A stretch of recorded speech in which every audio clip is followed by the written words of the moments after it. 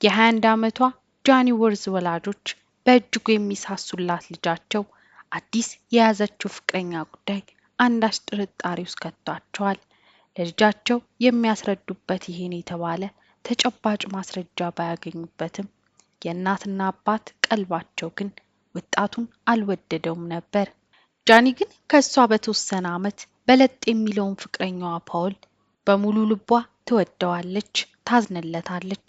የወላጆቿ ቀልብ ፓውልን አለመውደዳቸው ፍቅሯን ሳይቀንሰው ሁለቱ ጥንዶች በፍቅር አብረው ቀጠሉ። ፓውል ግን ቀስ በቀስ የእስር ቤት ደጃፍ ላይ የማይጠፋ ሰው መሆኑ በፖሊስ የወንጀል ማህደር ላይ ስሙ በተደጋጋሚ መታየት ጀመረ። በአንዳንድ ዝርፊያና ሌሎች በወንጀል ደረጃቸው ከባድ የማይባሉ ወንጀሎችን እየፈጸመ በፖሊስ ዘንድ ፊቱ አዲስ ያልሆነ ሰው ሆኖ ተገኝቷል። ፖል ከዚህ በተጨማሪ ከበድ ያለ የአደንዛዥ ሱስ ያለበት ነበር። ጃኒ ስለ ፓውል የወንጀል ሪከርዶችና የሱስ ህይወት ሙሉ ዕውቀት አይኖራት ይሁን አሊያም በፍቅር እውርነት ውስጥ ሆና ችላ ብላ ትታው አሁንም ከፓውል ጋር የፍቅር ግንኙነቷን ቀጠለች። ፓውል በጊዜው ይህ ነው የሚባል ጓደኛ ሆነ የቅርብ ወዳጅ አልነበረውም። ከሱ ጎን ያለችው ትልቋና የቅርቡ ሰው ጃኒ ብቻ ነበረች።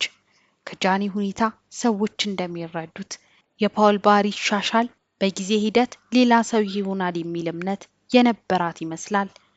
በአጭሩ በፓውል ጉዳይ ተስፋ መቁረጥ የፈለገች አይመስልም። ከጊዜ ወደ ጊዜ ግን አንዳንድ አዳዲስ ነገሮች መታየት ጀመሩ።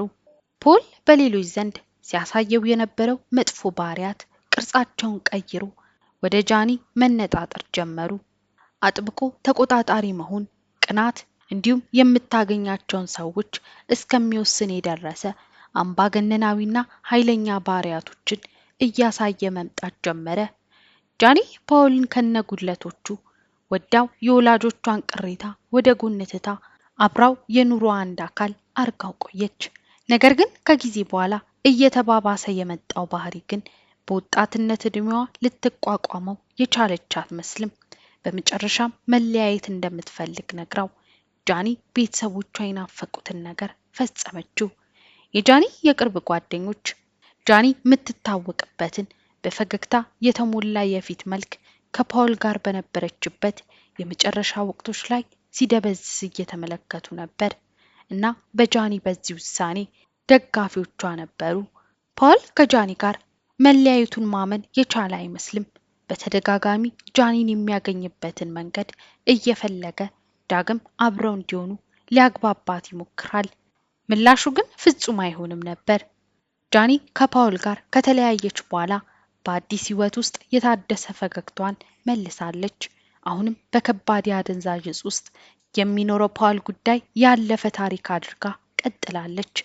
ከጊዜያት በኋላም ከሌላ ሰው ጋር ሌላ አዲስ ግንኙነት ጀመረች።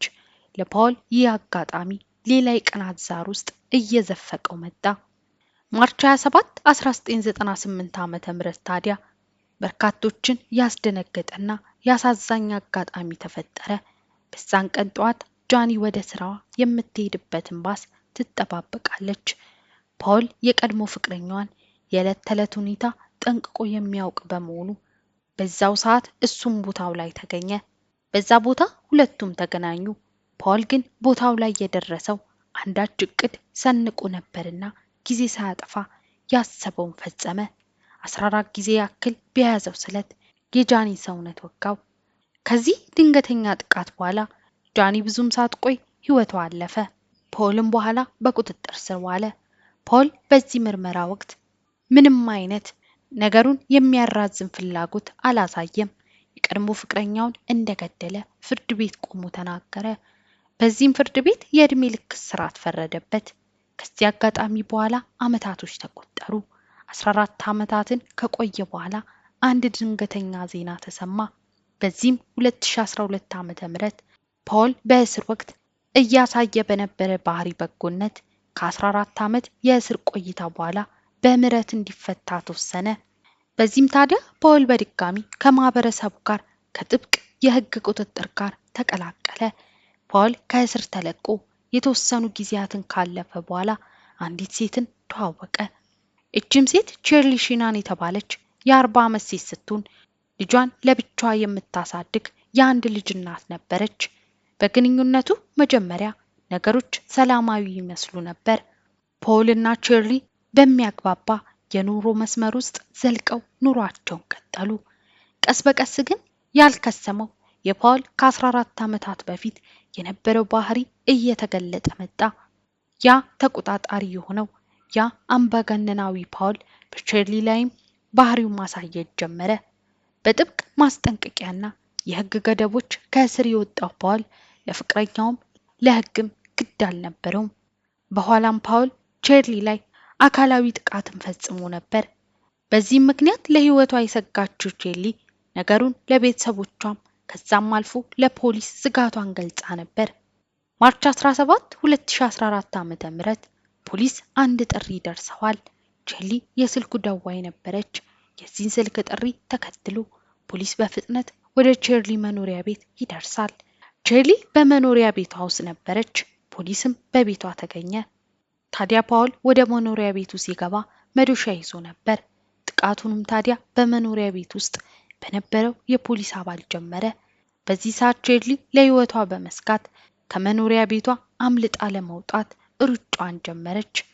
በኪችን ውስጥ ያገኘውን ስለት ያነሳው ፖል የምትሮጠውን ቼርሊን ይከተላት ጀመር። ቼርሊ ሕይወቷን ለማትረፍ ከቤቷ በሩጫ አምልጣ ለመሄድ ሞከረች። ነገር ግን ከፖል ማምለጥ አልቻለችም ነበር። ታዲያ ፖል ቻርሊን ከያዛት በኋላ ከ40 በላይ ለሚሆን ጊዜ በስለት በመጉዳት በዛው በመንገድ ላይ ሕይወቷ እንዲያልፍ ሆነ። በኋላም ፖል በቁጥጥር ስር ዋለ። ቀደም ሲል ፍርድ ቤት ሲቀርብ እንዳደረገው 2 የፖሊስ አባላት ላይ ጥቃት እንደፈጸመና ቼርሊ የተባለችውን ሴት በስለት ወቅቱ እንደገደለ አመነ። ፍርድ ቤቱ በዚህ ወንጀል ድርጊት መሰረት የዕድሜ ልክ እስራት ፈረደበት።